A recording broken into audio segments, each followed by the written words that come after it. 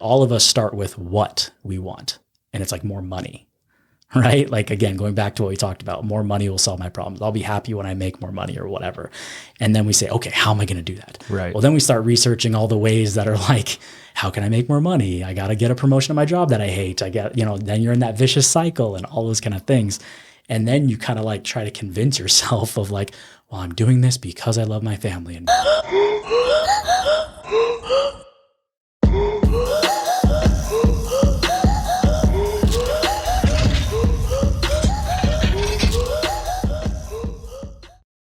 This episode is sponsored by Southern Utah Safe and Vault.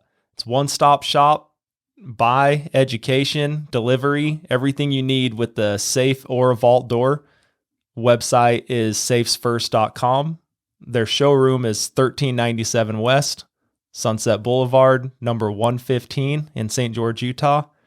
Phone number is 435-767-7878. Hey guys, welcome back to the Derick Lake podcast. We are in the vault today, episode 70. We brought on a guest that I've actually texted and talked to on the phone a few times, but we met in person today. So we talked a little bit before we started, and I feel like we're already best friends. So I think this will be a really good podcast, a lot of information.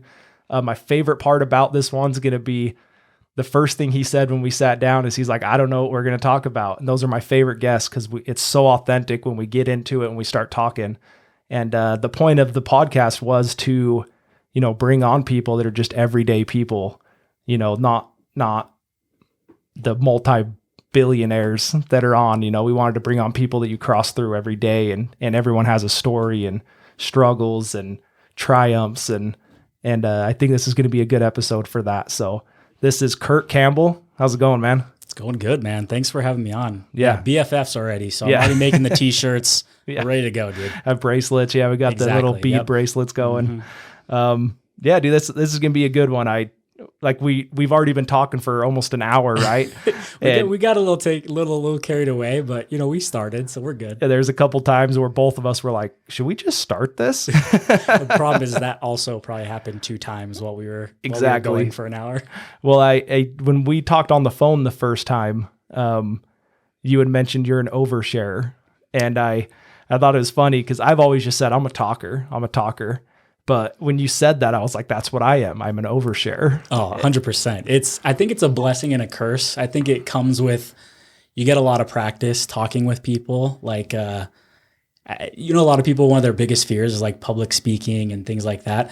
I feel that. I get a little anxious and a little whatever. But when I get going, even in those environments, I can just kind of go. You know what I mean? So, yeah, you'll probably have to shut me up a couple of times. So you'll kick me out of here soon, I'm sure. Well, that's me, dude. Public speaking terrifies me. Mm-hmm. But I've always wanted to do something like this. And like I said, public speaking's not for me. I've even thought about going into some of the high schools or going in and doing different speaking arrangements, but it terrifies me. But so this is kind of that medium where it's just me and you. Yeah. Knowing that, there's going to be millions of people that look through our clips and through our episodes. So absolutely. I think it's a great middle ground for sure. Yeah. Right. And I would also say this just reminded me, I'm reading this book called The Art of Impossible right now. And he's a journalist that followed around like extreme sports athletes and how they continue to defy the impossible every single, thing. And what you just said reminded me of this little, it's not a quote or whatever, but he talks about fear and how we as a society view fear as negative. Like we should avoid it. Like you shouldn't feel fear, right? Like having courage and being brave is like not having fear. Okay. When in reality, it's actually the opposite. Like it's not about not feeling fear. It's about what you then do while feeling fear. So, and it's cool because there's science and biology about when you start feeling fear and anxious, what happens to the brain. And it's actually a focus factor. So you can use fear to just as a focus tool to go achieve your goals. So one of the things that I try and do and implement in my life now a lot is if something scares me, just kind of pause and take a step back and say, is this scaring me because it could hurt me or it could whatever? Or is it scaring me because it's just something I've never done before that could be amazing. Yeah. Are you growing or is it a survival thing? Mm-hmm. Yeah. Exactly. Yeah. They've done tests too where like excitement and fear fire the same thing in the brain. Mm-hmm. And I've talked to my wife about this because she's more like, she's done skydiving there. They do rock climbing all the time, canyoneering, all that stuff. Right. And like, I don't love heights. Like I'm not terrified of them like I am public speaking and snakes, but like I don't. Just those two though, right? Oh, Public speaking and snakes. I have an unrational fear of snakes. No, People that know me will know that. I'll be your guy. I will rationalize that with you. No, like if it's on TV, I look away. Like that's how bad it is. Right, you had me, and then I'm. I know. I know. Anyway, so they have this thing in the brain where they've tested both sides of that. And I was gonna say my wife. So she grew up like it wasn't necessarily fear. It was exciting to go rock climbing. It was exciting to skydive. It was exciting to do these things. Where I grew up more of cautious, right? Mm-hmm. So I don't know if fear is the right word, but like you should think about this. Hey, be careful, that kind of thing. Totally. And so like now I have a 2-year-old now. And so that's something that I've tried to implement with him is kind of, yay, or, instead of being like, be careful, like kind of let him do it and then cheer him on, or that's a good point. Not giving him that fear. Like, don't be scared to do this. Mm-hmm. I mean, if he's jumping off the balcony, I won't let him do that. Sure. But if he's jumping off the ottoman, mm-hmm. Then I kind of let him do that. Mm-hmm. So I don't know. Back to that though, the fear thing, I like how you kind of broke that down though, because there are things you should probably be scared of. Yeah. So is it going to hurt me or is it something I'm going to grow from? Mm-hmm. Right. And, but let me ask you this. So how do you get to that point where you're okay to grow from it though? Because like public speaking for me, I'm still not there.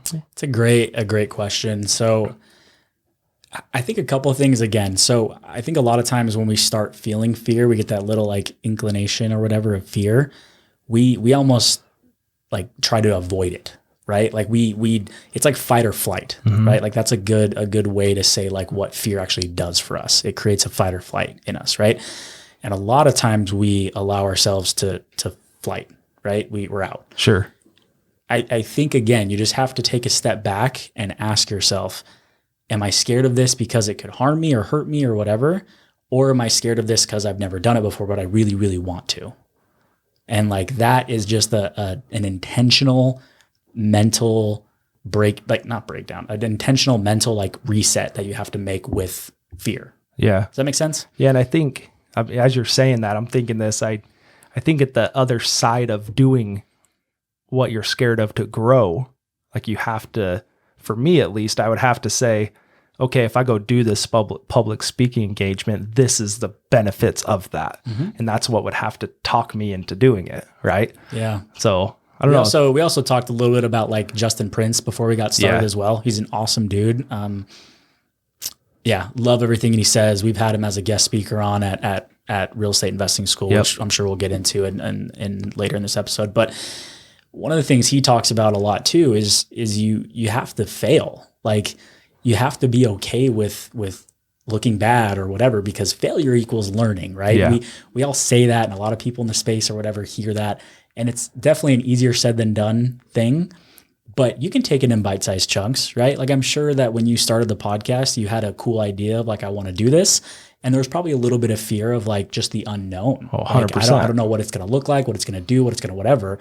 But it's not a public speaking engagement in front of 20,000 people. Yeah. It's a podcast, and it's a little bite-sized chunk of that fear that you can start, and then you get comfortable with it. And then, but you can't allow yourself to get too comfortable because you do have to grow. Yeah. Right? Yeah. And then you have to keep going and do it again. So they always say like, be the not the smartest person in the room. And I've made it a habit of my life to be the dumbest person in every room I'm in.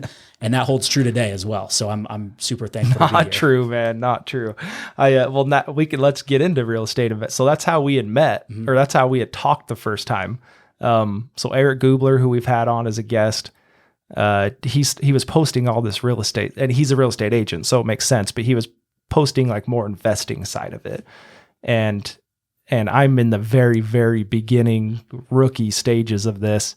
Amanda and I had just purchased a property in California by Joshua Tree. We were talking about that. And so I'm very numbers and analytical in everything I do.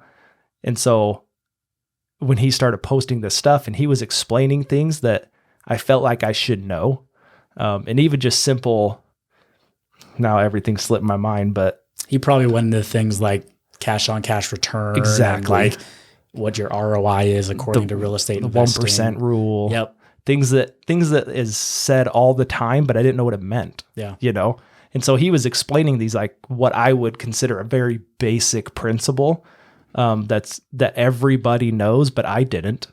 And so when I saw him doing that, I was like, dude, I think I even commented on one. I'm like, hey man, thanks for breaking this down. Cause, like where I'm at, where, you know, we've built a brand new house, we have a rental at the house, we just bought another property out of state to short-term rental.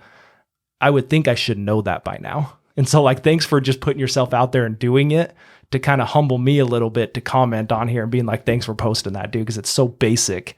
And then I started seeing this real estate investing school that he was kind of posting about. And then Brody Fawcett, I've not met him yet, but his name's come up like a dozen times in my life the last few months. And so and you'll know that, I mean, does he own it? Is it his business? Yeah. So we can kind of give you even like a history and backstory of real estate investing school a little bit. I have the benefit of being able to tell that story because I was a part of it, right? Okay.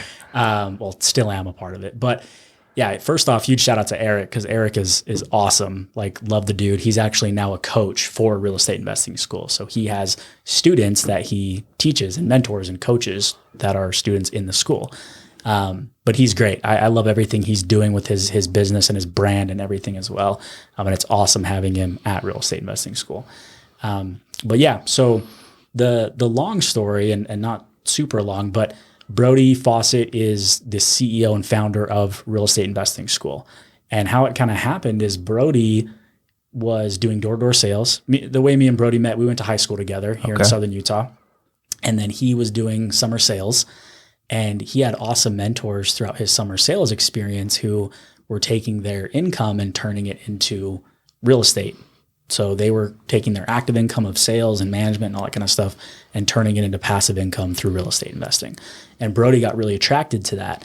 So for like the last 10 years, Brody has been building his real estate portfolio, and he's been doing it in really, really creative ways. Like the way that he's grown, he was technically like retired at the age of 25, like where all of his rental properties were bringing him enough money to not work. Like they were funding his life. Right. But in order to do that in such a short amount of time, like, sure, he had good door-to-door sales job and he was making good money, but he didn't have it all. He couldn't go buy 100 properties with the amount of money he was making. So he had to get creative. He had to go and do partner deals. He had to go do a house hack. He had to go doing all these terms and things like you mentioned in real estate investing. Right. So with all that, he's built this portfolio. It's been super successful. And naturally, he gets a lot of people that ask him about it, right? So he's providing, as much feedback and help and teaching that he can give to as many people. But it ends up getting to the point where it's almost like I can't answer everybody because then I don't have enough time for me. Sure. So we got together and we built what was originally called the Real Estate Investing Playbook. So it was an online course. We actually had a mastermind group kind of start it, right? Like we had a group that we almost not tested it with, but they were like our first group of people that we brought on, and we were really intentional about what that looked like.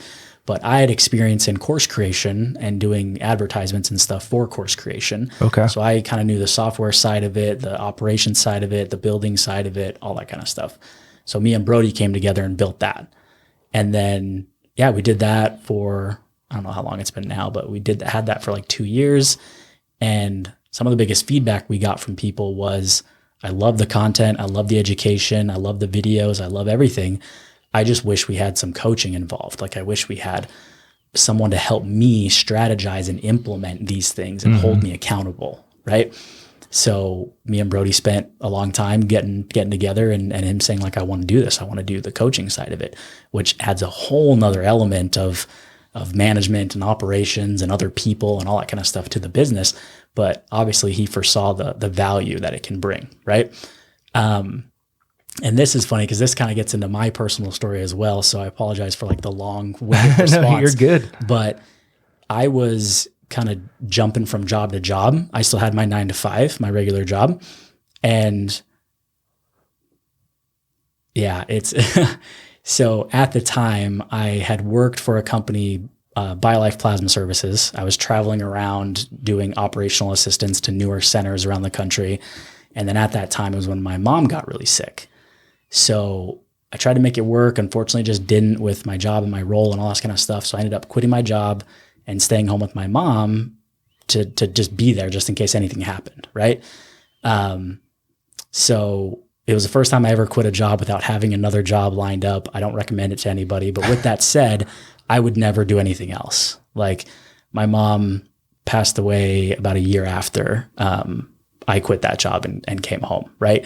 So I'll always forever be grateful for being here and not somewhere else. But because I quit that job, I was like, well, I need to provide, right?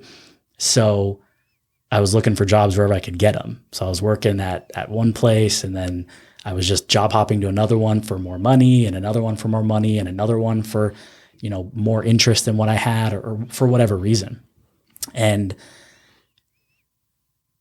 yeah, it was interesting because me and Brody would continue to connect, and I would complain to him about like, dude, my job freaking sucks. Like I'm doing this or that, or like, I can't, I'm not doing what I want to do and blah, blah. And like, he was like, hey, I want to do this thing with the coaching and with the school. And I was like, I can't leave my 9 to 5. Like, how am I going to do this? Like, I can't. Because you're married at the time. Correct. And do you have a kid too? I do, yeah. Okay. So I was married in 2014. I had our son in 2016. Okay. My mom passed away in 2020. Okay. So, yeah. And so I was just setting the stage to that's why you have to provide because you have a family. Yeah, exactly. Oh man, if I was couch surfing or whatever, I'd be golden, right? Right. But yeah, so I'm kind of going in this thing where like then I get another job, and then like me and Brody reconnect somehow again and whatever. And he's like, no, I really want to do this. And like, it's really cool for me and a big testament to me because I'm a person that gets kind of down on myself sometimes and stuff. And sometimes I look back and say, man, Brody could have hired someone else. Brody could have partnered or worked with someone else. But we kept coming back and forth like 3 different times before I finally said, okay. And I take that as like this dude really does believe in me and my abilities and wants to work with me. Till finally Brody said something, and this is kind of what I wanted to get to was, and I'll butcher the way he said it, but he said, look, man, if you want your life to look a different way, but you keep doing the same things, you're never going to get there. So you need to ask yourself, do you want your life to look like it has for the last 5 years? Then just keep doing what you're doing. But if you want your life to look different than the past 5 years in the next 5 years, you have to change something. Yeah. Love that. And I was like, holy crap. And I was like, all right, let's do it. So then we like figured out what that looked like, and we went all in. So, and then we built and launched Real Estate Investing School in January of 2021, or excuse me, January of 2022, is when we launched. So we had like our first group in November and December, like come in and start in January. And I hopped in November of 2021. So it gave us, like he'd already done a ton of work, but it gave us a lot of time to kind of get together, or not a lot of time to get together and map it all out and make it happen. So, yeah. So backing that up, so that was out there. You guys have been there. You're going up on what, 10 months? 10 months of it now? Yeah. Well, so January to now. So yeah, in December, it'll be a year, right? Yeah. So yeah, I started seeing all this stuff from Eric Gubler, and I just text him and I'm like, all right, dude, I got to find out more about this. Like I'm already kind of getting my feet wet, and we're acquiring a property right now. We're just waiting to close, but like, I don't know what I don't know. Right. And so I've got to reach out, and coaching was never a thing for me. I'd always figured everything out by myself. I had like, friends, parents, and my older brother that I'd go to with some things. But other than that, I just figured it out. And that was my mindset. Like, I don't know how to do this, but I can figure it out. But now I've realized, and Justin Prince was kind of a turning point for me on that.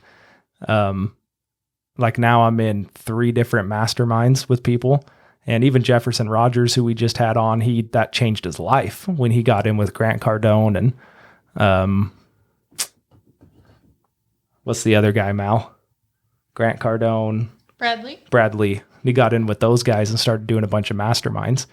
And it's so obvious to me now. Like, so I can go in and learn what Brody took 10 years to learn and put his portfolio together. I can go in and learn that in a month or a year. Yeah, exactly. So I can 10 times faster than what he did. You know what I mean? And like I'm with Ed Milet and Andy Frisella. And I mean, those guys are about the top of the list of people that you would, like we had talked about earlier, if you want to trade lives with someone. I mean, they're top of the list. Oh yeah. And so I'm in one with them, and it like just being on the calls with them, and they do a call every week, and you're just sitting there just like, dude, this is like Ed Milet telling me what to do, you know? 100%. And so coaching is so important. I was not a believer of this until, you know, I mean, I'm less than a year in, you know, if you're trying to do something, if you're trying to move forward, if you're trying to better yourself and you're not having some sort of coaching, whether that's, I mean, I don't know. I don't know if there's a coaching thing out there for flipping burgers. I don't know if there's coaching out there for, if there's not, someone should start. But you know what I mean? Like, there's a niche, I'm sure. Regardless of what it is, if you're trying to progress in that and that's your, I keep on wanting to say that's your job, but I don't even want to say job. Like that's what you want to progress in. That's what makes you happy. If that's what drives you, you got to find, even if it's just a small mentorship with going and just being with someone doing that every day. Mm-hmm. Maybe it isn't a big mastermind. Maybe it's sitting down with an accountant and having him walk you through how things work. You know, someone came on and I can't remember who it was that we were talking with. It might've been Mitch Hancock, but there used to be apprenticeships. It's not a thing really anymore. Mm-hmm. Now it's just college, right? You go to college. But all those trades, you used to have to have an apprenticeship with somebody to watch them do it. And I think that's kind of died. And I think it's sad. Yeah, I agree. I think one thing that I always say when I talk to like new potential students and stuff about real estate investing school is any coaching program should really only do 2 things. They should help you get to your goals faster and with less mistakes. I mean, this is probably something I said to you when we talked on the phone. Sure. But that's really what it comes down to, right?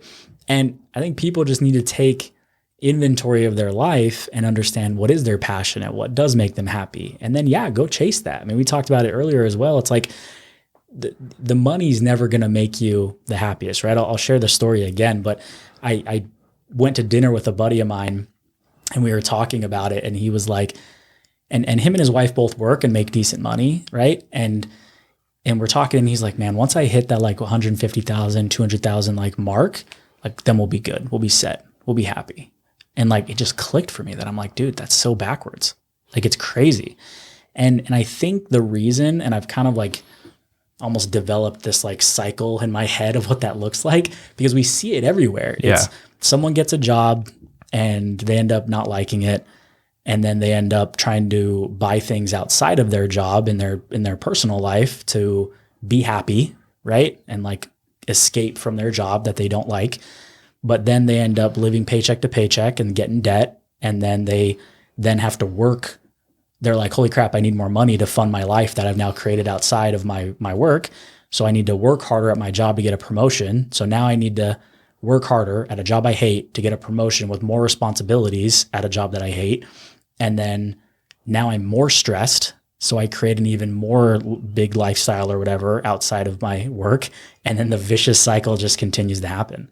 It's like, if you don't step away from that and say, look, what do I actually want to do with my life? Like, what do I want every day to look like, every week to look like, every month, every year, whatever. Like, what do I want to wake up and do? What time do I want to wake up at? What do I want to do first thing in the morning? What do I want to do in the afternoon? Do I want kids? Do I want my family? When do I want to see them? Do I want to go to football games? Do I want to whatever? Like, asking yourself these questions and getting intentional about it, and then saying, how much money do I need to fund that lifestyle? and then get a job or build your own business or whatever. Like I'm not dogging on people who work 9 to 5s. Like that is great. Like that's a grind in itself if that is what you want. If you're someone like, hey, I want to go do my job and then I want to go home and enjoy my life. Like I don't want to think about work. Guess what? If you want to start a business, it's not a 9 to 5. It's a 24/7. Like it's going to be a thing, especially at the beginning. It might pay off later on the road, but not at the beginning. But yeah, just ask yourself, how much money do I need to fund that lifestyle? What kind of job can I get that will do that for me? And then just go do that. You've already found out that you can be happy with this lifestyle. So why are you chasing the money just to have it fall flat in your face? So, yeah, I think that the chase the dollar, right? That's kind of the niche or gosh, I'm having a hard time with words today. Chase the dollar is kind of the saying that everyone throws out there. And it's hard because like the people that are in that rat race, you can't see out of it. Mm-hmm. And so like we'll have comments on here that it's like, oh dude, easy for you to say type of thing. Right. And I'm like, you have to shift your mindset off of that, because it's like you said, if you don't change something, you'll be the same person 5 years from now. And so if you don't get your mindset off of that, of chasing the dollar, and switch it to being happy. And I'm not, 100% example of that, I mean, don't get me wrong. I'm still trying to figure it out and work it out myself. Hey, you and me both, brother. Yeah. That's why we're BFFs. So. But the thing is like putting that thought out there is what's important. We're not saying we're perfect at it, but we're aware of that and we're moving towards that. Yeah, 100%. The other thing that I want to add to that as well is, for the people who say like, well, for easy for you to say or whatever, like don't take that as like there's not sacrifices involved. Like one thing that I tell all of our students as well, I'll get people that reach out to me and like, oh man, like these high interest rates are freaking me out, or oh man, or whatever. And like every decision that you make has positive and negative consequences, has a sacrifice attached to it. So like, I'll take real estate investing, for example, and what I tell some of the students that we work with, right? You can have someone who wants to get started, but has very little money ready to go, right? A great strategy for them would be a house hack. What a house hack means is you're hacking your mortgage payment. So you buy, if you're a single person, you can buy a home and rent out the other rooms. If you're a married person, you can buy a duplex and rent out the other side, or a top and bottom duplex and rent out the basement, or whatever, right? The thing is with that sacrifice, I get people who are like, oh man, like I'm married, I have kids, like I can't do the house hack strategy. My wife would never go for it, or my husband would never go for it, or that's just not comfortable with me. Well, guess what? Your sacrifice is then you probably have to spend a little bit more money, and you won't be able to house hack that like you won't be able to use that strategy. Yeah. But if you house hack, then your sacrifice or whatever is that you're probably not going to bring in a ton of money that way. Like you're just hacking your expenses. Like you're not going to get rich doing that, but your benefit is you get to get in for very little money down, right? So just there's positive and negatives to every decision that we make. There's sacrifices that we have to be okay with to go and chase what our goals and dreams are. So for someone who says, oh man, I'd really love to like quit my job and get a different one because I hate it, but I'm really scared because I have a family and I'm providing and whatever. Like, again, ask yourself, what is my sacrifice that I'm willing to do? Like, can I get with my wife and my family and say, hey, look, like we have to downsize so that we can do this. But guess what? Like, I would really, really encourage people to ask yourself, what is ultimately going to make you happier? Like, is it going to be you staying at the same job that you hate, and then you just getting out of your funk or whatever, and then just choosing to be happy? Because if you can do that, great. Yeah. But like, I would just ask yourself, like, you're so scared of not being able to provide for your family or whatever, like talk it out with them. Be like, look, you've probably seen it. I'm really unhappy right now because of everything I got going on. I'm really stressed. I'm really whatever. I'm worried about this and that and blah, blah. Pretty sure your spouse would be like, yeah, I'm pretty sure your spouse wouldn't say, yeah, I'm really comfortable though. I want you to just be unhappy and continue working at this job that you do. Like that's $29 an hour is really where we need to be right now. So it's not going to happen. Like they're there to support you. And if that does happen, then maybe there's a different conversation you guys need to have. That's a whole nother thing for sure.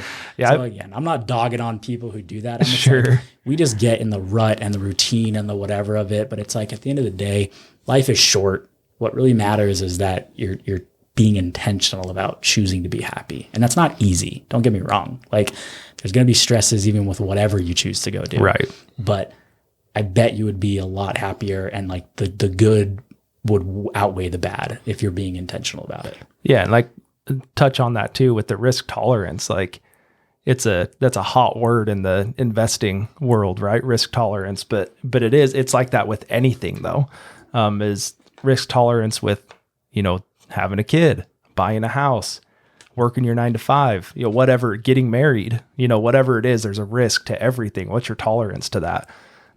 But that's something that I feel like you should be pushing that needle all the time. So that risk tolerance should grow. Is that the right way to say it? So your tolerance should grow, that you're able to tolerate. Right. And that's happened. Like, I feel like I've just springboarded the last few years with that. And I think my wife would tell you too. She's almost like, all right, dude, you need to cool it on all these things that you're getting into. Like I told her with this house, I was like, hey, after this house, like you need to help me kind of calm down a little bit. I've just got too many sticks in the fire right now with everything. And like right now, with October is my worst month, mainly because of the hunt. So I try to spend as much time as I can hunting, which usually doesn't end up being as much as I wanted to. But then we did like a fall break vacation, which I've never done before. So that ate into the hunt and working. And everyone's going to be like, oh, it must be nice, right? Right. Those people. Like this guy's talking about that he doesn't get to go hunt for 3 weeks out of October. Well, I'm like, yeah, I've kind of put it in for the last 12 years. I feel like I should get a couple of weeks. I freaking work for this, okay? Like, come at me when you know the whole story. Right. And then we closed on this house, and I'm like, okay, so I'm trying to figure out when I have time to go hunting. I run a retail business every day. And then now we just bought this house that we're going to short-term rent out of state. I mean, it's 5 hours away, and I'm trying to figure out when I can even go out and do it. And that's my risk tolerance. I keep on pushing that needle a little bit. Right. But yeah, so many people listening to this are just like everything you said, like bought a property out of state, short-term renting it out of state. Like all these things are like clenching up right now. Like I can't, what are you doing? Right. Well, and then it's like we were talking before of, trading lives with people is what we were talking about, and getting advice from people that haven't done it. Let's go to that. Cause I think that's so I didn't experience this as much growing up as I think it was normal for other people to, cause my mom was very supportive in everything. Like I always had a side hustle.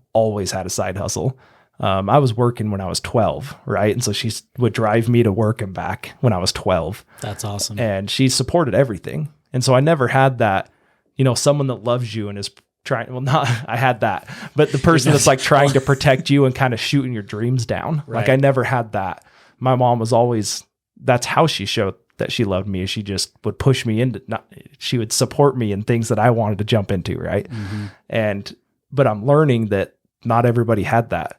And there's people in your life that, because they care about you, are going to tell you, dude, maybe that's not the right way to do it. Maybe you need to be more careful. You need to whatever.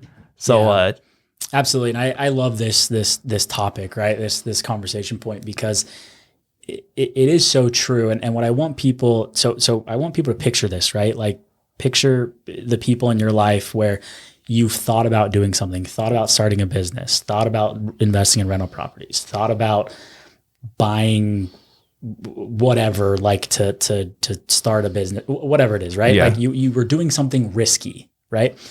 And then you have your brother, your sister, your dad, your mom, your best friend, whatever, tell you like, oh man, that's so risky. Like that's so scary. Like, are you sure about this? Are you whatever? Like they're almost talking you out of it. Very first thing I want you to do, because I'm sure everyone can picture someone like that in their life, because everyone has dreams. Everyone looks at themselves in the mirror and says, man, I really want to do this. I really want to, and this is a bad analogy, but like, I really want to lose weight. I really want to start a business. That's really right what my mind went to. But like, the point is then the problem is that then 6 months later, they're looking at the same person in the mirror, right? So that's another conversation as well, but in the same boat. Like we all have aspirations and dreams and goals of going and wanting to do things bigger, more, whatever. So very first thing I want you to do when you're picturing this is remember this person's doing it because they love you. Like they see you and they want to protect you. It's like your kid trying to put their hand on the hot stove. Like the parent in this instance knows that the stove is hot and the child doesn't. So they're like taking your hand away from it so you don't touch it, right?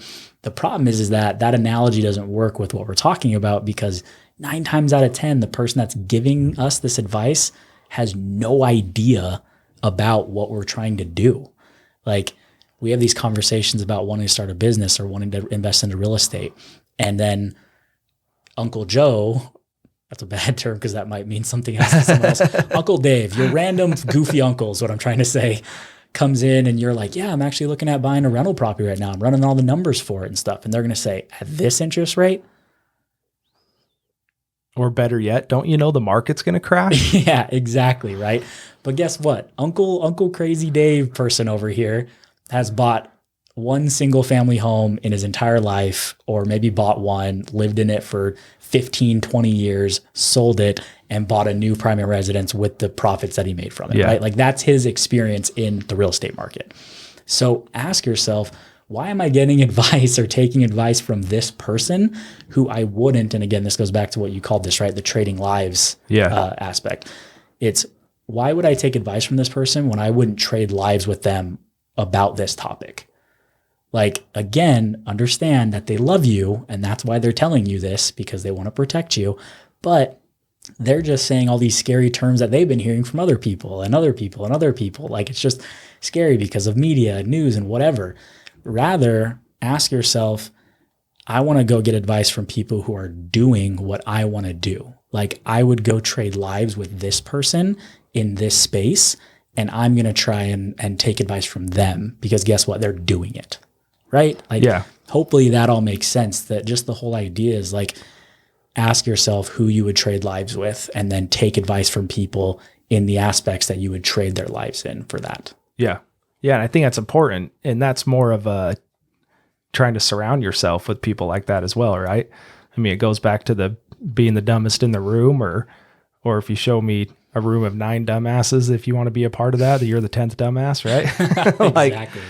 And so really getting your network out there and being able to, again, like taking a mentor on, being able, and that's going back to the real estate investing school. I mean, that's what it is. That's the whole point of it, is the coaching, because I think you can take an online course and you can learn a lot of things, but then you have to go a step deeper of everyone's in a different position. And so being able to get into a course or a mentorship or a coaching, whatever word you want to put to it, like you guys are doing, now you have access to, Brody that's been creative. You have access to Eric Gubler that's very good at assessing properties and finding deals, and he's creative, and he's also doing other things in his life that are profitable. But you have, so even to add to that real quick, sorry to cut you off. Like, Eric is also, just for those who don't know, he's building a massive storage facility. Like, he's partnered on this deal of building a brand new, like, state-of-the-art crazy storage facility. And it's like, hearing him tell that story, I don't know if he told it on your episode. Yeah, I would go listen to it, whatever episode that is. Go listen to that episode with Eric, because his story is so cool. And one of the things that I've taken from him and having those conversations with him is he just got sick and tired of wanting it. And I think he said that in that episode with you. And like, that is just such a cool, like, thought to have. Like, that should be a motivating, like, saying for you, right?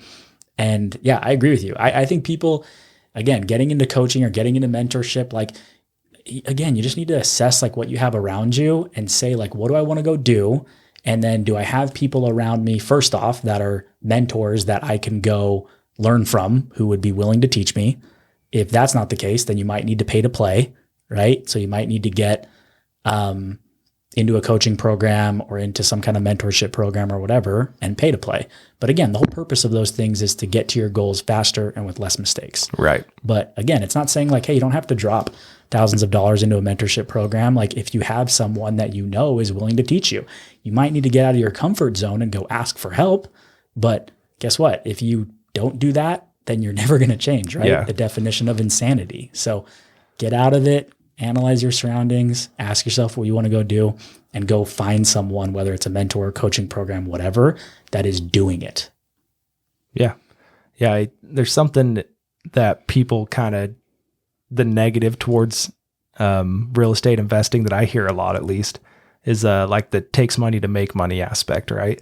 And part of that's true, I think. But what I've learned in just the last couple of years, kind of looking into real estate investing, is you can get extremely creative on different ways to fund things, whether that's you bring other people in. And everyone thinks you go get a 30-year mortgage, and that's it. And if the bank doesn't qualify you for that, if you don't have 20% down, you're done. Yeah. If your credit's not 720, you're done. And it's just not the case. I had a guy the other day that I was talking to in my store, and we're actually going to try to get him on here. But he was kind of telling me, I was telling him about this property and how we qualified for it and what we had to put 25% down and whatnot. And he's like, dude, I'm in investing deals on real estate where he's like, so you went through a bank and you had to get qualified. You had to get all these things, right? And your credit score and da-da-da. And he's like, I haven't had my credit score pulled in 20 years. And he's like, because when I'm coming in, I'm putting 60% down on a property. Wow. And he's like, so they're not going to back out of that. And we kind of kicked the can down the road, still talking about it. And I said, well, yeah, but right now everything, and I might be getting kind of scatterbrained because I'm trying to shorten our 2-hour conversation, but we were talking about, well, yeah, but at some point, I believe that everything's going to kind of level off of what we're coming up to right now, if not dipping in some other places. In Southern Utah, I think it's going to kind of level off. And I said, but I think this is different than 2008 because that's a lot of investor-owned properties now instead of bank-owned properties. Mm-hmm. And they're still bank-owned, but I think half of St. George is our second homes. Mm-hmm. And so I said, so this is a different thing than 2008. And he said, well, he's like, I don't know if that's true 100%. He said, because there's still going to be homes that if you can't get a renter in there, if you can't get certain things in there, you're not just going to take a loss and screw your portfolio up for that one house. Sure. He's like, so say you own 25 houses. You're not just going to keep floating the bad one. He's like, you're going to cut that so you don't lose your portfolio. Mm-hmm. And he's like, so there'll still be houses that'll get dropped and go on short sell and go on these different, to where it's an opportunity for someone else. Right. But he's like, but what people don't understand is they're not going to cut that property. Some people won't cut that property because they don't want to tank their credit. This is what I'm getting to. He's like, so they don't want to tank their credit. He's like, I have 24 other homes. Like, you think I care? I haven't ran credit in 20 years. And he's like, so I'm cash flowing off of all these other properties. Mm-hmm. I'm going to let that one go. The bank can take care of it. And he's like, sure, I might have lost a couple $100,000, but I'm not going to lose my couple $1 million portfolio for that one house. Sure. And so he was kind of going back to, it's probably not 2008, but it's not as different as I was explaining it to him. Yeah. Does that make sense? Yeah. I think that's interesting. So a couple thoughts with that. I think the first thing that you said too was interesting is there's a myth around that you need money to create deals. Yeah. Right. And that is another backwards mentality. Like, money doesn't like you don't need the money first and then go create the deal. Like, money flows to the deals. So there's more money in the world than there's ever been. Right. Like, so money won't be, even though it might seem, again, it's a mental thing. It's a mentality thing. People who don't have a lot of money themselves or money that they can go throw into investment property would imagine that money is hard to come by, right? Because they don't get it, right? Like, they don't have money flowing into them, which I get it. Again, it's their experience. It's their ecosystem is so small. Yeah. Exactly. And they're basing their judgment and their perspective on their experience, mm-hmm. which we all do. Right. Perspective can't fault them. The sad thing is that in our society, I think perspective is truth, right? Like, people create their own truth based on their perspective. How many times have you gotten in an argument with someone and you are showing them the facts of what happened and they just will not get off their horse, right? Yeah. Like, they will not leave their point because their perspective is their truth. My favorite thing, going back to what you'd said earlier, was, I had a friend that made good money, mm-hmm. and I'm always like, what's good money to you? And not that I think good money is way higher than you, but it's all a perspective, right? And so when people are they'll talk, business comes up. Oh, he makes good money in this business. Like, well, what's good money? Yeah. It's just this like floating term that everyone has a different definition for, right? It's all perspective, person to person. Yeah. So I would say in the case of people who might not have a lot of money and have the broken mentality or the misinterpretive mentality of you need money to go get real estate or go make deals happen. Money a lot of time needs to make a deal happen, right? But it doesn't need to be your money, and it doesn't need to be hard money the way that you interpret it as hard money, right? There's so many investors and people out there in the world that just don't have the time to go find good deals or go create good deals or go whatever, but they're always looking to put money into deals so that they can get a little chunk, right? Yeah. Like so that they can get some back.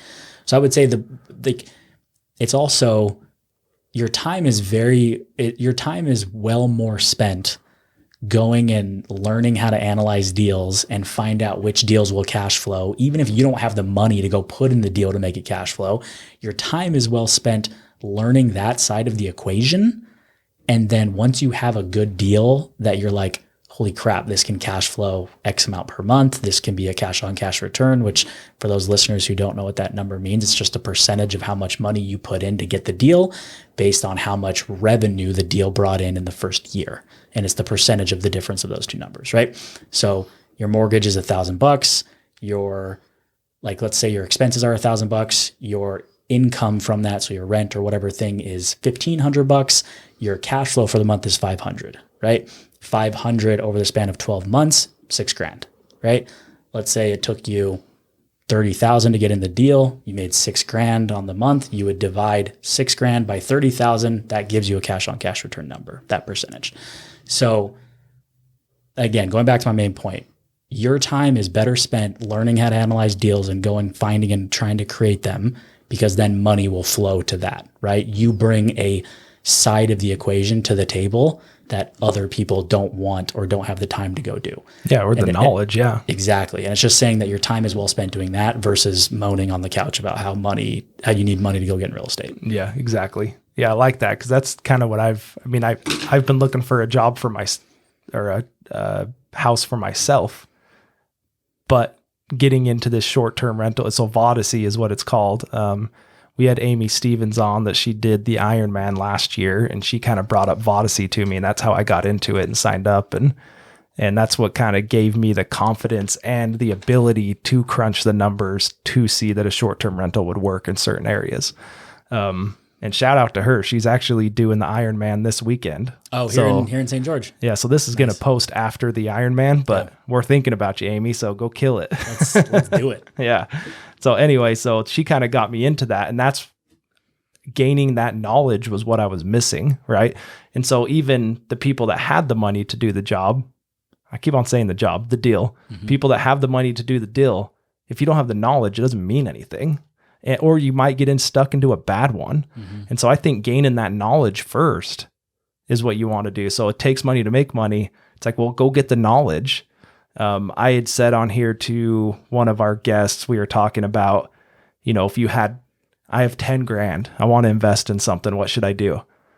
I'm like, well, is it real estate? Is it starting a business? Is it whatever it is? Go get a coaching class for yourself to do that, because you're going to need that first anyway, and if you, like we were saying, you can gain 10 years of Brody's fails and successes and creativeness, what he's had to learn in a year, like that's way more valuable than going and buying crypto for $5,000.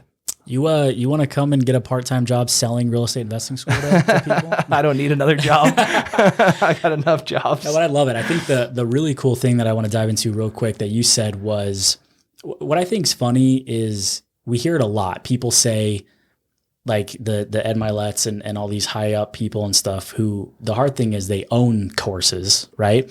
So it comes off as like when they say, hey, if all you had was 10 grand, like I've heard Grant Cardone say this like a million times. If all I had was 10 grand or 5 grand or whatever, you know what I'd do?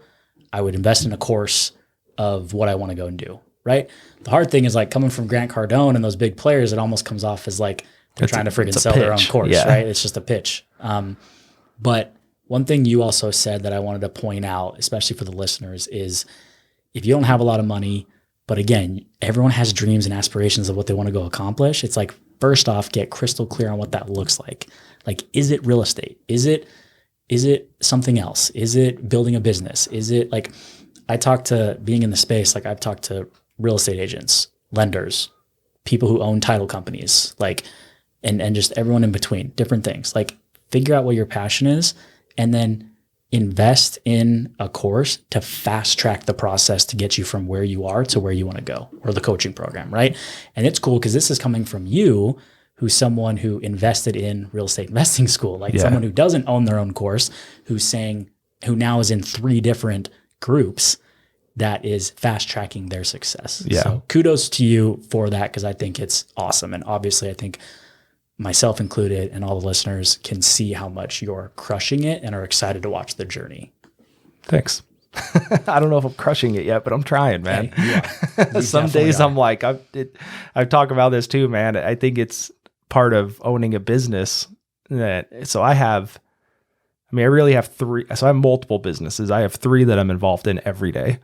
And I just think, man, is it even worth it? Is it worth it just to shut this down? And to be honest, real estate's kind of another avenue of trying to make some of that. I don't want passive money is not the right word I want to use, because I don't know how much money is passive at all, but more just cash flow. Maybe that's a better word to say, or better phrase. Kind of bringing in more cash flow to trying to figure out how I want to word this. Like, I love being at my safe store. I love interacting with people. I love talking to people, but man, like, it's a lot all the time, with the other things I have going on. But that's like my day job. That's where I am every day. And I do all the deliveries myself. I have people help me sometimes, but I'm doing all the deliveries. I'm doing all the selling. I do it all. Right. And I'm like, there is money to hire someone to come in and do that. But I'm trying to figure out, like, what's my next thing, so if I do hire someone, well, I'm just not going to sit at home, Right. And when I got into the short-term rental space and trying to look for a home to do that with, I thought, like, it's fun, dude. It's fun going through the numbers. I've never done a spreadsheet in my life. Okay. And this is bad to say as a business owner of 12 years. Like, I have never done a spreadsheet in my life until I started getting into real estate stuff. I watch YouTube all the time trying to figure out all the little formulas and stuff you can do, right? This is like Derick CPA is like sitting in his chair right now, just going like, yeah, no joke, Derick. Never done a P&L for any of your businesses and stuff. It's so true, dude. It's so true. That's funny that you bring that up, because Blake Nyson is my CPA, and I'm trying to get him to come on here. He said he'll do it before the end of the year, so we're trying to get him on. Nice. But we just finished all of my business taxes for last year, at the whatever the break was at the 14th of December or October or whatever it was. And it's like that every year. He's like, hey, so I need this and I need this and I need it by Tuesday. And I'm like, just from scratch, dude, like typing it all up Monday. Yep. You're like, I figured this. I got this. I'll figure it out.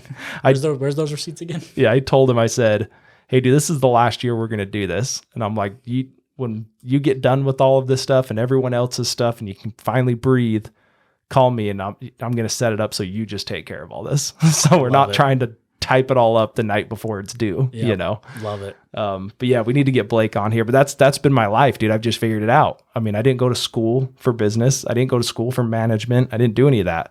I was a manager at 18 at my 9 to 5.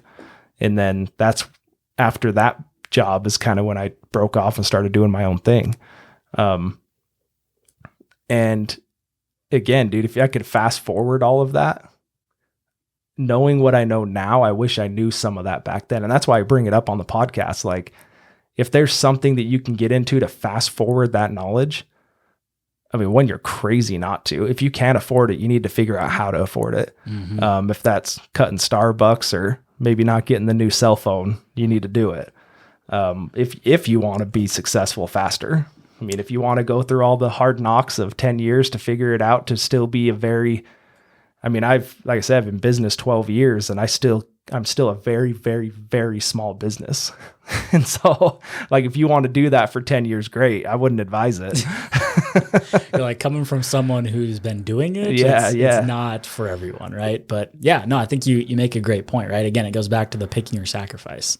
It's like, if you really want to, another thing, I'll name drop Brody again, because another thing that he's taught me and that he's shared with like the students and all this kind of stuff, I think he actually said it in, so we every single month you have, as a student, you have your one-on-one call with your coach, you have a pod call with your group, and then you also have a live training for the entire school and a guest speaker for the entire school, right? Brody did our live training. It was like our very first January live training, and he was quoting someone else. I can't remember who it was at this time, but what he said was, there's like a parable of where this guy is a business owner, and this other guy sees him and says, man, can you teach me to be a successful business owner? And he says, sure, go meet me by the beach tomorrow at 5:30 a.m. And then the guy says, okay, well, that's weird. Why are we going to the beach? And why is it 5:30 a.m.? Holy crap. And so he shows up, he goes there, and he says, okay, I want you to walk out in the water. Yeah. So he walks out in the water with him, right? They go and get in the water. He goes in, he's knee deep. He walks in, he's waist deep, keeps walking. The guy keeps telling him to go. He's like chest deep, keeps telling him to go walk. And this guy's like, what the heck? Like, I'm chest deep. What do you mean? He's like, no, keep walking. So he gets to like, his chin, right? And then he like gets him underwater, right? And the guy's like drowning, right? So he's like fighting to try and get air. And then finally, when he gets up and he takes that big breath, right? And the guy looks at him and says, when you want to succeed and start a business like you wanted air in that moment, that's when you'll go be successful. Yeah. And it's just like so powerful, right? It's like when you want that as much as you want to breathe. But again, and that's an extreme example, and it's cool and it's motivating and it sends like the chills up your spine and all that stuff.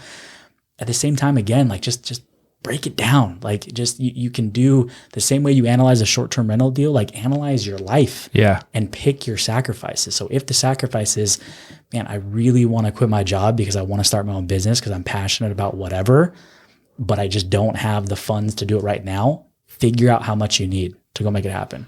And then ask yourself, where can I cut back? How can I save? How can I get really intentional about this? And yeah, you don't buy the new phone. You don't go out to eat as often. You don't whatever, right? But you're intentional about it because you have a vision and a goal in mind to go achieve. Yeah. Right? Yeah. So I think that Eric Thomas was the one that made that famous. Eric right? Thomas, yeah. When you started saying that, dude, it's one of my favorite things, like motivational speeches, and I've probably listened to it. I mean, I couldn't even count how many times I've listened to that. And my wife would tell you, I used to just walk around the house with it on repeat. So if the listeners want to jump on that, so it's Eric Thomas. If you want it as bad as you want to breathe, I believe is what it's called. But yeah, it's a great story. But there's actually 2 videos on this. So there's one that just kind of runs through that story in a nutshell. And then there's one that's like the whole talk that he gave. And so, I'm passionate about Eric Thomas, dude, because I think he changed my life. Like he set me on this course of wanting to be better. So Eric Thomas, he was homeless. His kind of like tagline is, I was homeless, I was eating out of trash cans. Right. And so he says that on everything that he does, but he was homeless. He was he was dating a girl, and she used to sneak food out to him at night. His mom kicked him out because he was being a bad kid, following the wrong crowd. So his mom kicked him out. But now he looks back and he's like, dude, that's what made me a man. My mom, and he even says, I have all these things like running through my mind that he says, cause I've listened to him so much, but, he says, he's like, my mom was a tyrant, but she had to be to make me a man, That's cool. But yeah, he tells that story. And then he goes a step further in like the extended video. And I was kind of setting the stage a little bit. So he's in Michigan State is where he's telling it. And he has, I don't know if he's in a classroom or maybe it's like people that are coming to listen to him speak, or if it's, anyway, it's a classroom setting, college kids, right? And he tells this, and then he says, when you want it more than you want to watch the basketball game that's on right now, when you want it more than, like, I've got my Lamar Jackson playing right now as we record this, right, on Thursday Night Football.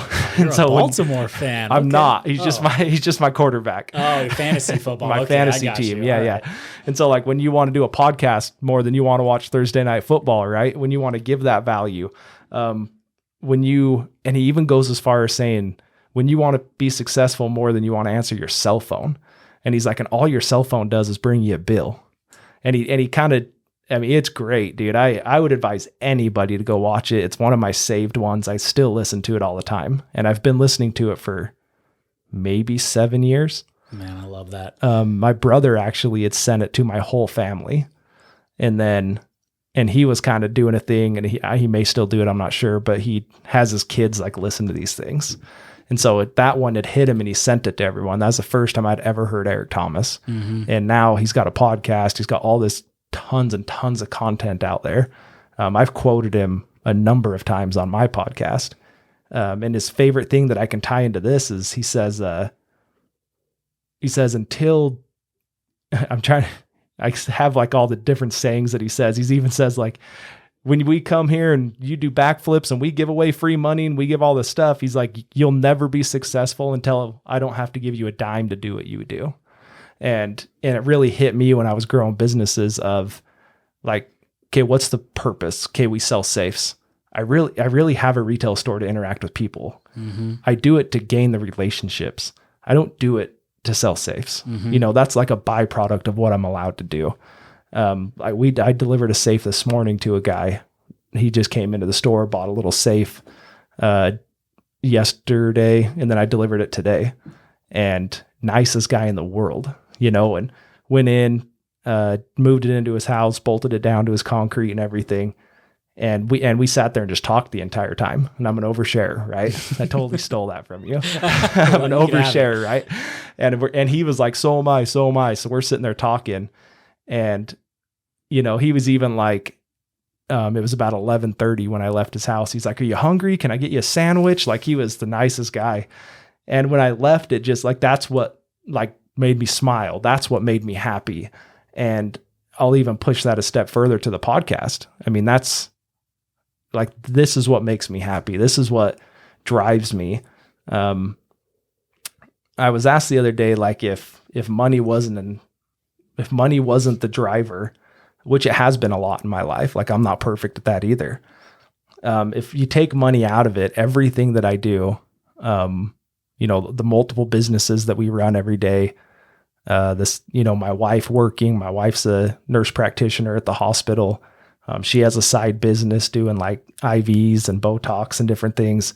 Like if you take money out of it, what makes you happy? What do you want to go do? And it's gaining those relationships, man. It's podcasts. I agree. What's funny you say that. I went to lunch with a buddy yesterday and he asked me the exact same question, right? And I think it's something that a lot of people ponder, right? It's like, if we didn't need money to live and survive and whatever, what would I go do with my life? Yeah. Right. And it's a really good soul searching question. A couple of things that you said there that I just want to kind of add to. Eric Thomas' story is awesome. And I want to pull the principle out of that a little bit so people can hear it, because we see a really cool story of like hardship, like wrong decisions and all these kind of things to then getting out of it, right? It's this cool story. It's emotional. It's motivating. It's all those things. Pulling the principle out of that, again, we've said it already, but it's like Eric could have easily just said, my life sucks. Woe is me. Whatever. Everything's against me. Yeah. I'm just going to freaking sit here and moan and cry and not do anything. Right. And I'm going to let someone else just take care of me or it or whatever. Right. But instead, he understood that his time was more well spent figuring out and working hard than doing nothing. Right. Yeah. So like take that principle out of the equation, because anyone can go do that. I'm sure people look at Eric Thomas today and say, oh, I could never live that life. I could never do that. Like, and then he's got this incredible story where it's like, he came from nothing and was kicked out and blah, blah, blah. And it's like, dude, you're as weird as it is to say, like you're probably ahead of where Eric Thomas is from when he started to where he is today. Right. You're like, most people are. You're cutting yourself down. Like you're being stagnant and doing nothing because you're not getting it. Like you're comparing yourself to his story and situation when you need to use it as fuel to the fire to go create your own dream life and what you want to go do. Yeah. Right? The other thing that you said that I wanted to say, and again, also, sorry, backtracking on that. I get it. One of the things that I actually even planned on talking about a little bit in the podcast was just some of the hardships that I went through, right? Like I've mentioned a little bit, like my mom passing away in 2020, and actually my divorce was finalized a month before that. So like within 2 months of each other, right? And basically that whole year before it, my mom was dying, and I was separated and getting divorced. And I want to first off clear the air with that, is that I also said I'm a co-parent of a son. Me and my ex-wife, great terms. We both have the same goals. We're great friends according to what we are, right? Like we're awesome friends. We still communicate every day. She lives here in Southern Utah. She's married, has another son, and it's awesome. It's really cool for me to see my son as a big brother, right? To his younger brother now. So I just want to start off by saying that, right? And that might be a whole nother story for maybe another episode or whatever, because I have a lot of thoughts and insights about that, because I talk to a lot of people who are divorced or going through divorce, and they're really messy and they're really ugly. And very common. I have a lot of people tell me like, I don't understand how you and your ex-wife make it work. And I'm like, it's hard. I'll share one thing real quick about that. Sure. I think a lot of parents and I'm not perfect. This is not advice saying that like, because I think that there's no one right way to go through a divorce. There's not hey, this is the perfect recipe. If you're going through a divorce, this is the way to do it to make sure everything works out in the end. Yeah. That's not it. There's not a thing like that. But I think first off, you have to have empathy no matter what. It was hard for us to go through what we did in our situation, but I needed to have empathy. She also needed to have empathy. And that is crucial because we're so worried about ourselves, and I get it. But what I think a lot of failed or hardship or messy divorces go through is one parent is trying to be the better parent. Like they're trying to be the no, I want to make sure that my son or daughter or kids or whatever know that I love them. And it's almost like that I love them the most. Mm-hmm. Like I love them better than my ex-spouse does. And like, you have to get out of that mentality. That is toxic. And it's hard because it's rooted in good intentions. Yeah. And that is a hard realization to make, right? So you need to understand that it's not about you loving your kid more. You think your kid is going to learn from you saying you love them more, while you try and say that you love them more or better than their other parent does, that they still spend time with and see, and the way that you react to those kind of things. Like I would hope that people want their kids to also learn how to deal and react to people who don't agree with them, sure, or who they might not like or whatever. And you're subconsciously teaching that to your child, right? So anyways, I have thoughts about all that, but again, I just think you need to get out of your own way and don't have this mentality of you need to love them more, love them better or whatever than the other one. Like you just need to love your kid. And in my case, me and my wife didn't work out in our situation, but I know that she's a great mom and that she loves our son more than anything in the world.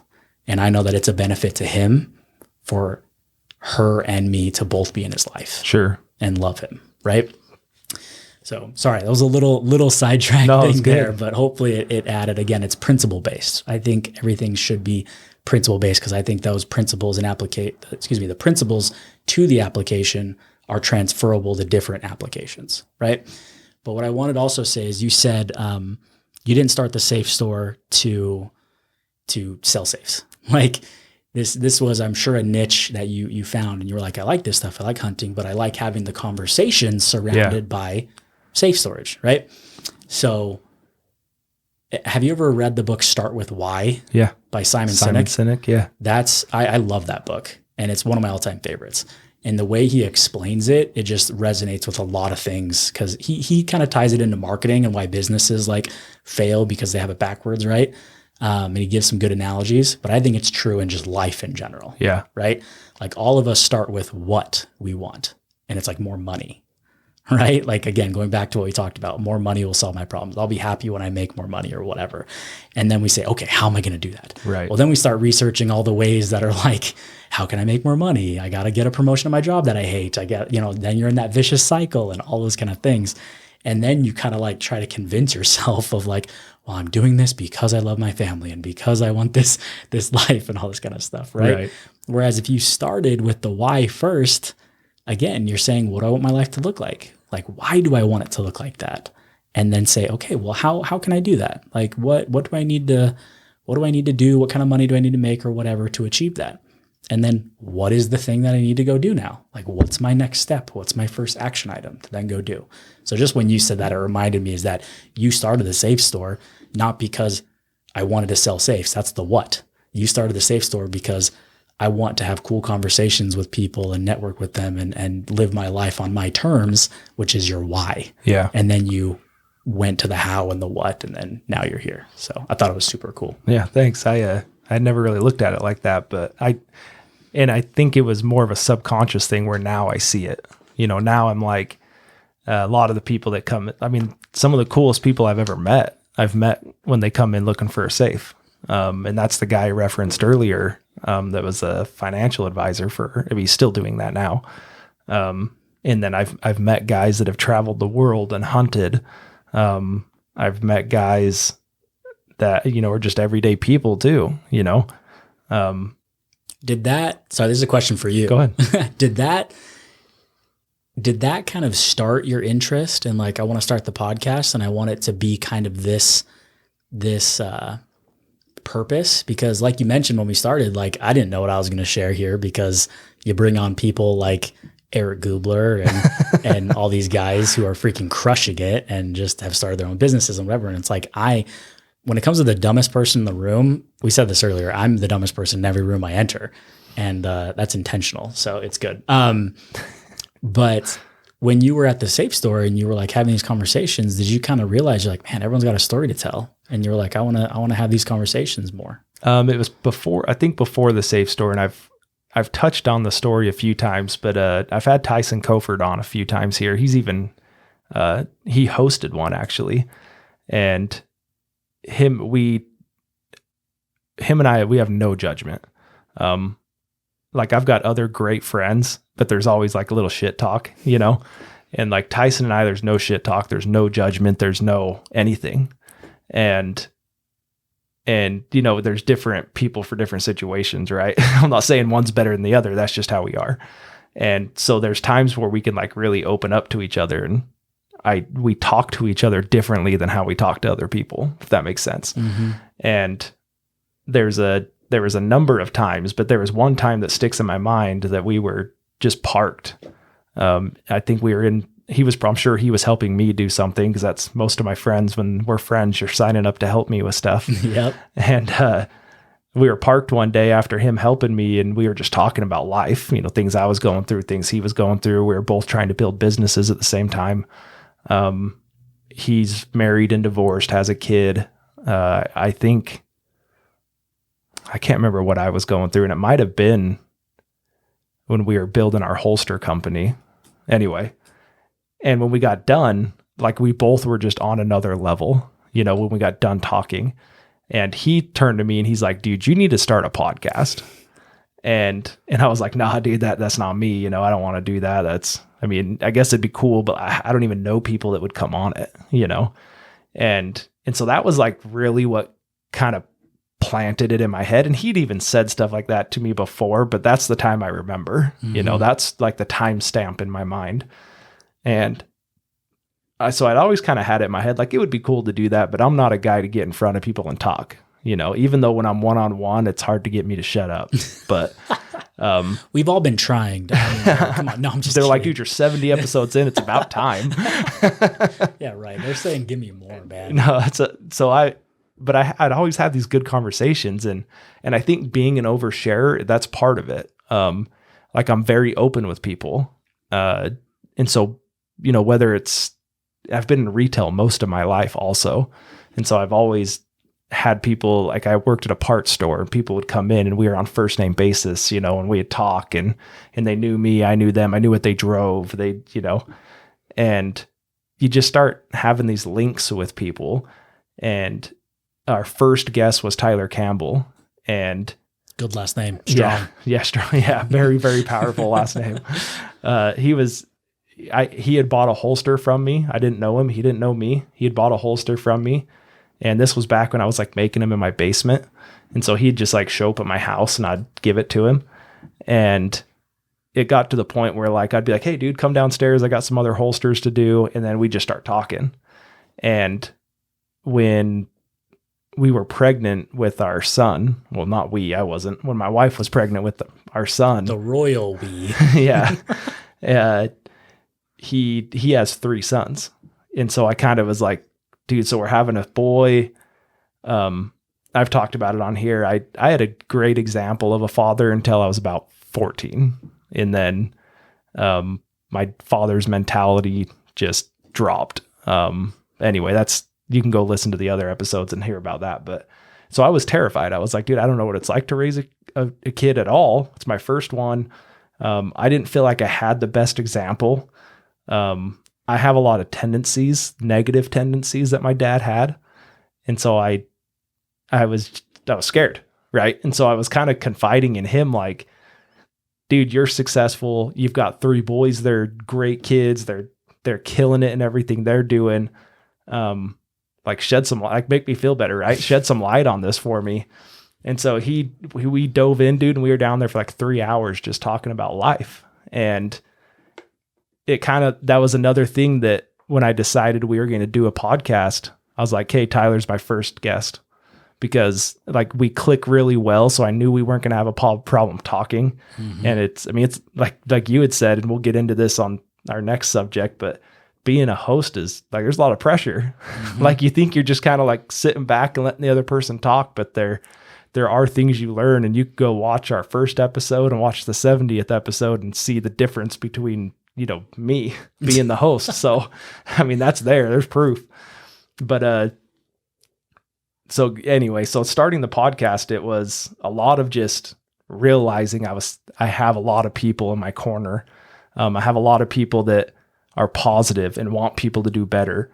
And like Tyler, like he's a retired Marine. He's working a 9-to-5 now. One of the best dudes I know. And I'm like, dude, there's so much that you could teach people. And he's like, bro, I'm just a dude, And he's like, I like shooting, I like hunting, I got 3 boys, and I'm just a bro. And I'm like, dude, but you have so much that you could share with people.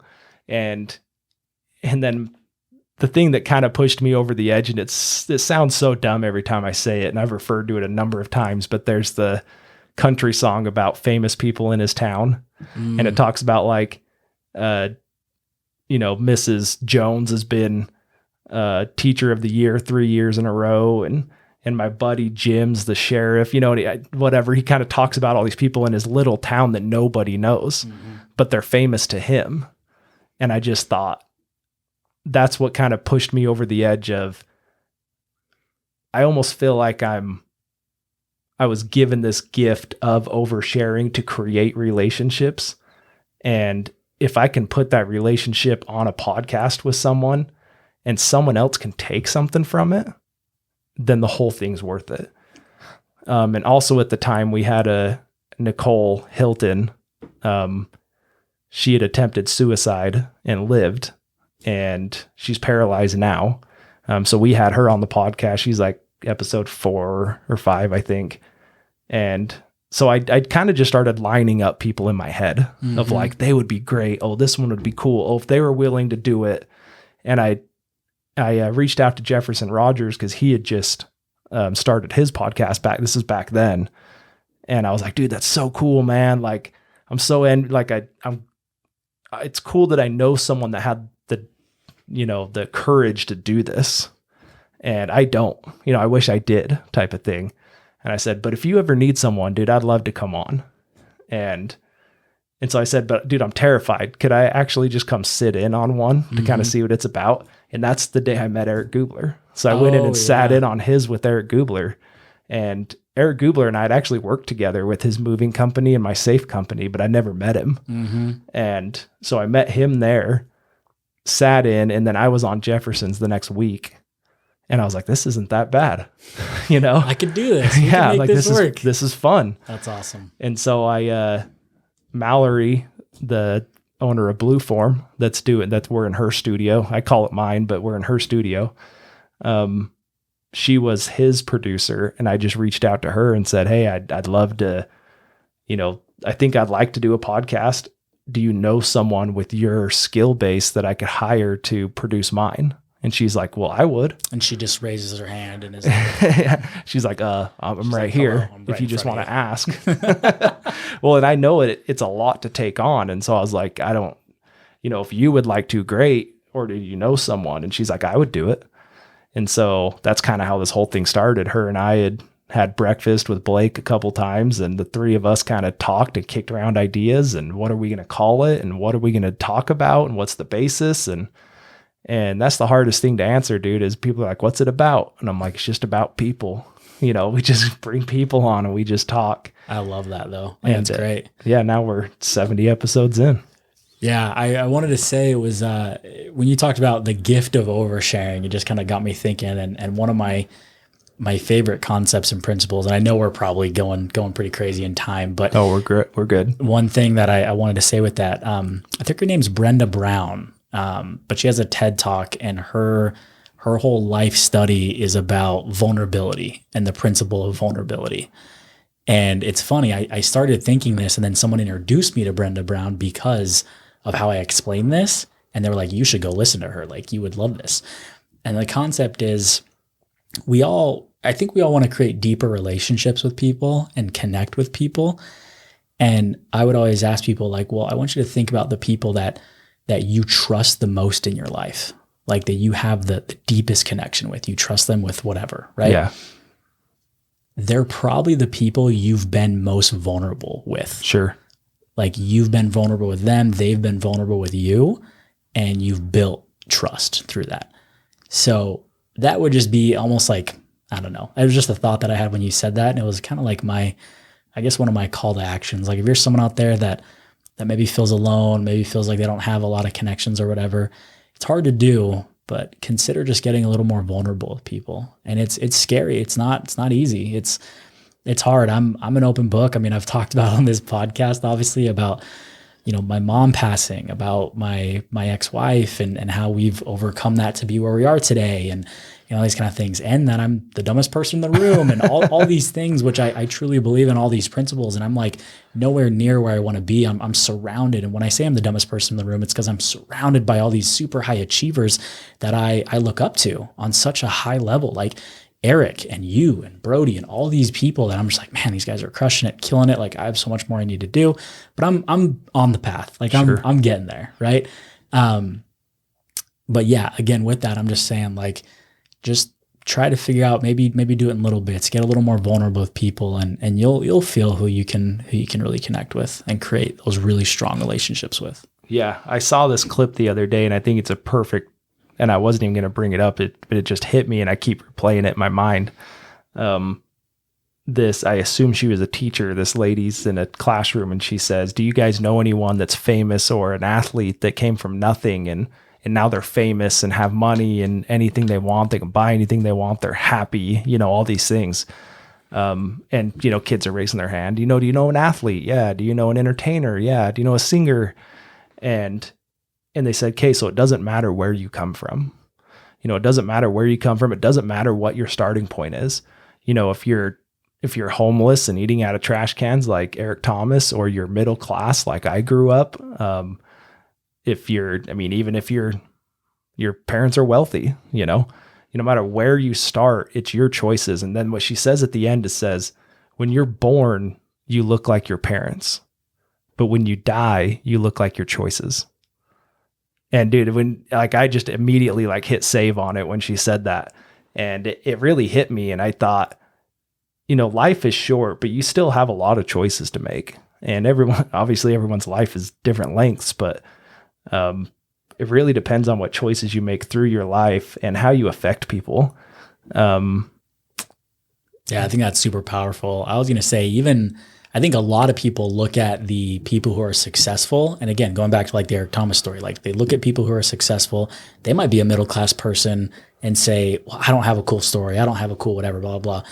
You can almost look at it the other way too. It doesn't matter your starting point, right? Because how many people do you also know who had everything and then a couple decisions just robbed them of it all, right? Exactly. There's a lot of professional athletes out there that get injured and they blew their money on stuff and like they never got a degree or they never did whatever, like they never learned the skills to money manage and all these kind of stuff. And then they're in bad situations now. Like it's not, just because so-and-so is gifted in sports or whatever, and then makes it to a professional, professional sports, the NFL, NBA, whatever, like doesn't mean they've made it. Like they still have a while to go with different things. Like they're still working on it. Yeah. So again, don't just look at the people who are crushing it now and understand, like, again, it should be a motivating factor to say, it doesn't matter where you start. Anyone can get to where they want to go. But at the same time, like there's also people who can get there and can lose it all. Sure. Like even if people who started off wealthy, born into wealth or whatever, they can screw it all up down the road. Like it happens. So it's not, there's no like definitive thing in that. Like you have choices to go and make your life how you want to go and make it. Yeah. All right. Then I got one more thing I think we can bring up and then we'll wrap this up, dude. Yeah. And I really want to plug this for you more than anything. So when we kind of started, I don't even know if I finished that thought. So I ended up calling Eric Gubler and was like, hey, I want to get into this school that you're doing. How do I get in? And then I think he just gave you my number, I believe. Yep. And then you called me. And then that's kind of when we got talking. And then I can't remember who said it first, but you're also putting together a podcast right now. I am. And then I was like, bro, you need to come on mine. And so, and that a lot of the guests that we have now, it's just organic like that. I'll get talking to someone and be like, and it was weird for me to say for a long time, like, hey, so I kind of do this weekly podcast and I'm just this bro, but and so, but now it's a cool thing to like invite people to, right? And so it's an easy thing to bring up because I'm like, hey, I do this weekly podcast, dude. I'd love to bring you on, right? But yeah, you've got yours, dude. I'll give you the floor and tell me what it's about, when you plan on putting it out there and just kind of what your basis is and what your plan is with it. Yeah. So I appreciate it, brother. So this is fun for me because I get to like almost have it be a little tease, right? Because it's not out there. Like you can't even go find it right now. I've filmed about 7 episodes or so far right now. And it's a lot of fun. So I've got the name for it. So it's called the Built Backstory Podcast. And the whole purpose of it and the vision of it is actually a lot of what we've talked about, a lot of the principles that we've shared in this episode. And it's about taking people who have built their business, built their brand, built their life, and diving into their backstory. But the cool thing is like my goal is to just pull back the curtain on how they did that, right? I think a lot of us see people like Brody and Eric and Jefferson and all these people and say, man, there's no way I can go reach that. Like they're so far ahead of me. And like, we almost just create this like length, this unreasonable for no reason length of time in between where we are and where they are because of our perception, right? Yeah. And because of where we hold ourselves and where we hold them. But I have met with so many people and just being in my network and in my space that have gone from, so I'll give an example of someone. One of our coaches in the school, he's short-term rental expert, right? He was a firefighter. And in like 4 to 6 years, he quit his firefighter job and is now full-time real estate, invests in short-term rentals in Hawaii, invests in syndications, invests in all these things, and has built his life to where it is today. And it's like, you're telling me you don't got 4 years to make that happen?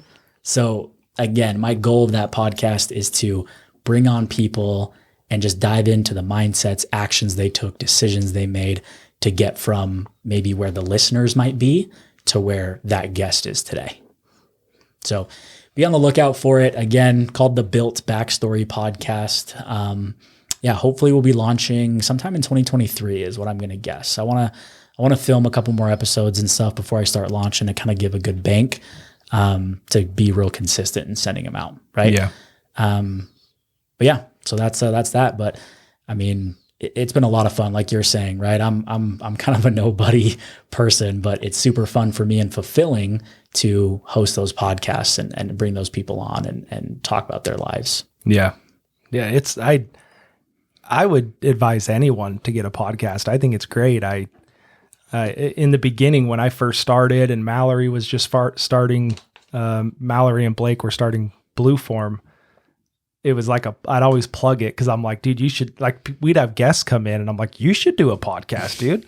And I mean, even some of them have, and they're working with Mallory, but it kills me because I'm like, dude, I'm nothing special, you know? Like I said, I basically live paycheck to paycheck. A lot of it's because we invest a lot of our income. But I have a very small business. I run it myself. You know, I do have employees and other businesses that I hire out, but you know, I'm very low on the totem pole from what we've had people that have come in, you know? So, but that was kind of the point. I didn't think we'd get guests. I was like, once we run through my 7 buddies, I don't know who's going to come on, you know? That's it. We're chalked. It's done. Yeah. And that was my fear starting, is we wouldn't have guests. And that was the hardest thing for me to get over was, and Mallory and I talked about this a ton. And I think I've even shared the story on here about, I was like, Kate, I think we can line up like 15 people. So maybe we should do it like every other week. And then, you know, and then maybe we can build up a year of people. And so 26 people, whatever it is. I was like, so if we get 26 people, that furnishes a year. And I'd put a post on Instagram or Facebook and was like, hey, I'm thinking about starting this podcast. You don't have to be anyone special to come on. We're just going to talk about people, just talk about your story. Would you want to come on? If you do, like, message me. And within like 2 hours, and I tagged Mallory in it, I believe. And within like 2 hours, I was like, we've got 12 people that want to come on, you know? And then like later that night, I was like, we're like 20 people. And then I remember we hit like 37 or 39 people.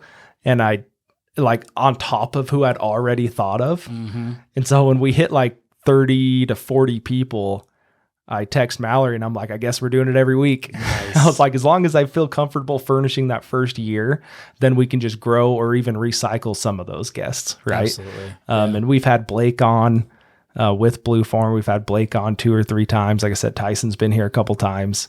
And now we're kind of like, we've had Jake Erickson that owns Dixie Gun and Fish come on a couple times. But yeah, it's a blast. I love it. I love that people are willing to come on and talk, right? Like you're saying about being vulnerable. And some of the stories that we've had told on here, you know, Cassandra came on and talked. Amy had some stories. Obviously Nicole and her mom about their story with struggling with mental health and suicide. And like, we've had stories told on here that people haven't told anyone, you know, or anyone outside their family, you know, or their core group. And so to come on here and talk, and, you know, at the time in the beginning, who knew how many people would see it? There might be 7 people that see it, right? And now we have stuff that's in the millions of views. And to think that someone's vulnerable enough to come on here and tell their story, and you know, the question mark of how many people will see it. And most likely, I mean, most of our stuff's in the thousands. So we have a few in the millions. I don't know. It's just a cool thing. People are going to come on and kind of share that with me. And I'm a fan. Like, I've listened to the episodes. I've followed, especially when I met you and found out that you had a podcast. I think I immediately like started listening to one. I screenshotted it and sent it to you. Yeah. And was like, dude, this is gold. And cool thing. This is a little, I guess, I don't want to call it shameful plug because it's for you. But like, first thing you said to me when I sent you that was like, appreciate it, brother. Like, let me know any feedback that you have on how it can be better. Yeah. And I think that is a very humble and like noble thing to do as well with running your business, right? Is seeking recommendations and stuff, like if people have comments and stuff about it, right? But no, man, I think you're great. I think you're an excellent host and just facilitator of these people and these stories. And again, this goes back to one of my main points, is that I think the principles are so transferable to different applications. So someone going through something different than maybe I have or other guests or whatever that you've had on the podcast, they can still take those principles, or if there's that one aha moment or that light bulb going off or whatever, based on that principles, that will then go help and affect their life in a positive way. That's the goal, man. And I know that's your goal, and I think that's amazing, and I applaud you for it. Thank you. Appreciate that.